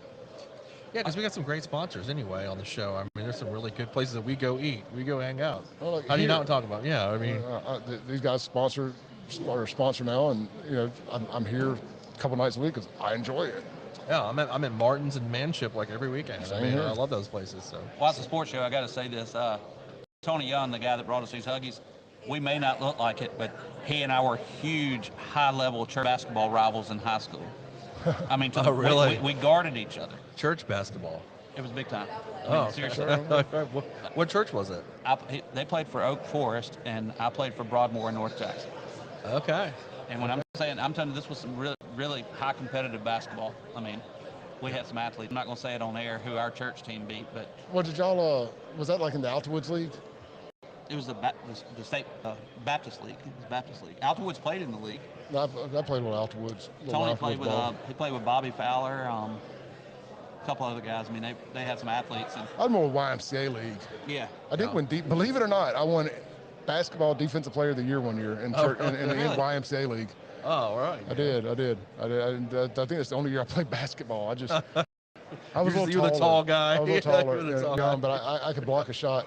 Yeah. Man, speaking of basketball real quick, we'll start landing this plane. Did y'all watch any of the State Ole Miss men's game the other night? I listened to it on the radio on the way home. It just happened. So you see there behind the bar, there's 2 TVs on each side behind the big TV. Yeah. So the NFL game was on one TV, and the State Ole Miss game was on the other.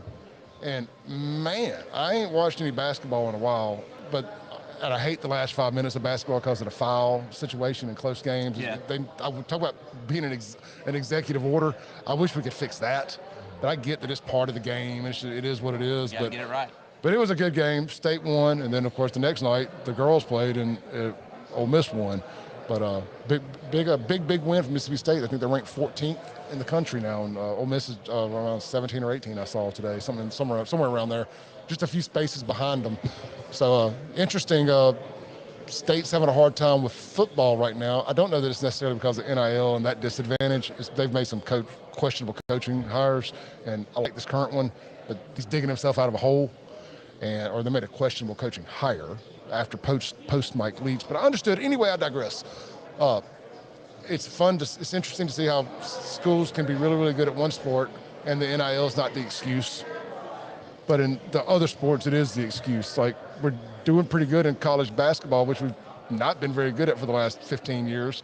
And then baseball, of course, we're consistently great, and so is Ole Miss. But for whatever reason, it's not translating to football. Like, we got the money for those sports, but we don't have the money. So I don't know that it's a money issue as much as it is, digging ourselves out of a hole. Your coach dies, and you make a bad hire to follow that up, and you're going to have some problems. Ole Miss and State both have home run hires in basketball. In basketball, I hope they can keep them. in basketball you have 8, maybe 9 guys that play in the steady rotation. And so you can develop them, and they either play in basketball, they either play your style or they sit, and you can't really do that in football because you got to have 11 really good guys out there at one time. Tell me this, I don't keep up with basketball nearly as much. Are you, and I know all the same rules apply across the different sports, right? Like, there's no, I mean, as far as the transfers, they can transfer as much as they want, pay 2 times, whatever it is. Are you seeing the high turnover in basketball that you are in fall? I sold a Mercedes to an Ole Miss player who's there for 1 year. He got $150,000 to come play this one season. Yeah, and then blew it all on a car. No, actually had some parents that are using, helping him build credit, do all that stuff. Oh, good, good. I like hearing that. I love hearing that. Really good experience. Great family, great people. They can cover it if he can't, but they're teaching him financial responsibility, and he's going to be successful in whatever he does. But yeah, you are going to see it, especially with these McDonald's All-Americans that go to Kentucky and they're not getting the playing time they thought they would get, or go wherever not getting playing time. So yeah, they're going to transfer quickly. It probably more so quickly in basketball if they don't get the playing time their freshman year. Well, yeah, because the NBA is not drafting a whole lot of seniors. Yeah. No, you got to get it in while the getting's good. Yep. Yeah, it's hard to do it during the. They're just not drafting older, quote unquote, older players. And it used to be. I love the Bill Parcells concept. He wants to when he drafts quarterbacks or drafted. Yeah. They had to be seniors, and they had to have won 30 games or. No, they had to have started a certain amount of games. And I agree, man. I just think experience matters over potential. Mm-hmm. Speaking of that, Bill Parcells obviously is going to UNC, as we all know, but I feel like there's some holdout for the Cowboys. Bill Belichick. Bill Belichick. Sorry, Bill Belichick. I meant Bill Belichick. Sorry. Bill Belichick. I was talking about Bill Parcells. He's a Parcells disciple, isn't he? Yeah. Sorry. Yeah, my bad. I heard an interview on Pat McAfee with his GM, this bit of the Patriot, Mike Lombardi, and there's all this scuttlebutt about he hadn't signed his contract yet, and he could end up over here. He's like, man, ain't none of that happening. He's not going anywhere. He's not going to play for coach UNC? He's going to coach UNC. Okay. He's not going to coach Dallas, or the people have been trying to tie his name to Dallas and some other jobs, and it's other schools. And I cut you off, so I don't even know exactly what you were going to say. Yeah. But you mentioned him and Cowboys, I just assumed. Yeah, I assumed you said Bill Belichick. I mixed it with Parcells. You said, yeah, sorry. But that's where speaking of Belichick, though. Yeah, all right. It's Clemson. Clemson are out there spreading rumors on the recruiting trail that because he ain't signed his contract yet, that he's not really going to coach there. He's actually going to take a pro job. Mm-hmm. And contracts with schools and the state contracts, they're very complicated. And where these coaches are actually getting paid from ain't from the school. It's kind of like these collectives, and they tie in all these other deals and stuff. So like when you see a coach getting $20 million and get an education, get a free education guy, gets all fired up. I need coaching. That's our new name. So much money. The free education guy. The free education guy. Free education. Get a free education. And that guy gets all mad and stuff about the coach getting. I will say one thing about free education guy. He's an equal opportunity hater, but he don't like his coach. He don't like his coaches making a lot of money either. And That's ain't fair. Even though I'm gonna watch it. I make $1,000 a week. I dang it, that's all they should make. They get to play a game. Well, you know what? You don't. Your $1,000 a week don't put 80,000 people in the stands. Yeah. Right. But with that said, a lot of these coaches' money, it's based on these millionaire donors agreeing to donating X amount of money to these funds that pay these coaches, just like the NIL. That's really how coaches get paid, is like an NIL type deal, and they have for years. I think that's actually how they've structured some of this NIL stuff, on how coaches, based on commitment from donors. This is not the school. I mean, schools are on the hook for. I mean, they're on the hook for all of it if the bottom falls out. But the money comes from these big wigs, alumni. It does not come from the taxpayers. Like these state-funded schools, the Mississippi State, Ole Miss, whatever, they're not paying these buyouts from tax dollars. Right. Well, that's true. I say we. Ole Miss, once the NIL/pay-for-play came into effect, it wasn't hundreds or thousands of people. It was about 5 big money buddies that said, hey, we want to win. Mm-hmm. And they just pumped the money in, and while we haven't really won anything yet, I mean, we won a lot of games on the field. We're in the conversation. Yeah, I mean, organization. I mean, yeah. So they're doing their part, now just got to get it. But those people decide they want to win, and then when you win a little bit, then you get thousands of people giving $100 a month and stuff it's like that. It's like we talked about last time, and you were like, well, I don't know. I think you kind of made the comment like, well, I don't know how many, the kind of the year. I don't know how many times guys are going to pay $15 million for a payroll, whatever the number is. Right. Yeah. Well, no. The bar's been raised. Now the next guy up wants to one up the other guy, and now it's no. My donation got us across the finish line. Oh yeah. So the big shot, big money guys. Excuse my language here. It's big dick syndrome. Yeah. Everybody wants to be the one that did the deal. Yeah. Because people behind the scenes, the big money guys. Shaun's got big money. He'll know what I'm talking about here. So I've heard, and they want to one up, and they know who paid who. Yeah. You know what I mean? Like they know who gave that bag to whoever. Yeah. So That's true. they're behind the scenes, ghost respect. You know what I mean? Yeah. Allegedly, like Dickie Scruggs, guys like that. Got respect in the streets. Remove the politics out of all, our differences in politics. I love that stuff. I love that behind the scenes, smoky room, money in a brown handing bag. the bag off. Yeah. Right. Yeah. Those are the stories that I want told one day. Yeah, that story, I've told you about that story I heard, and I won't say who they obviously, but the Tommy Tuberville, time he said, I won't leave in a pine box. Well, I'd heard from local lawyers that they had all given him a bag of cash right before that to stay. Yeah. And then he just big money, like $250,000. Yeah, it was crazy, something like right? that. Yeah. I heard these stories pretty tight. And, from the bad guy. Yeah, from the bad guy. And, not bad guy, bag. A couple of them are the guy I heard it from is deceased now, so I guess that's okay. But they handed him Tuberville a bunch of money apparently. As the story goes. Don't sue me because I don't know if it's true or not. So it's not that. Yeah, and then then in the next few days he was like, I'm leaving. It's kind of like robbing the drug dealer. Yeah, you can't do anything. It's like he stole my cocaine. Well, hey, what are you gonna do? All right, man. Sadie, you want you out, man? No, I was good. I'll let you do. Say what you're gonna say. I won't go. Well, I'm not gonna say this guy's name either, so keep going. Do you have a story? No. Okay. All right. Look, it's filled on up in here, guys. Legitimately, we got a nice crowd. I'm gonna go hang out with them, enjoy a couple cold beers, and watch this game.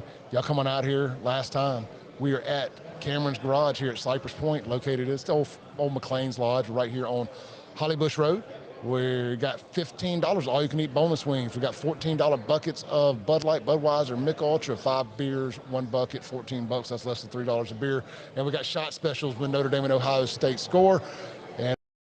And of course, the full menus all throughout the venue are available. House Sports Bar and all will be here next Sunday as well. Yep. We'll be here starting at noon. We're here for the duration, AFC, NFC championship games, and we'll be here for the Super Bowl on February 9th. Don't meet us here, beat us here. And we'll see you back on the radio, The Clay Edwards Show, Monday through Friday, 7 a.m. to 9 a.m., 103.9 FM WYAB, or wherever you are watching this live now, we'll be live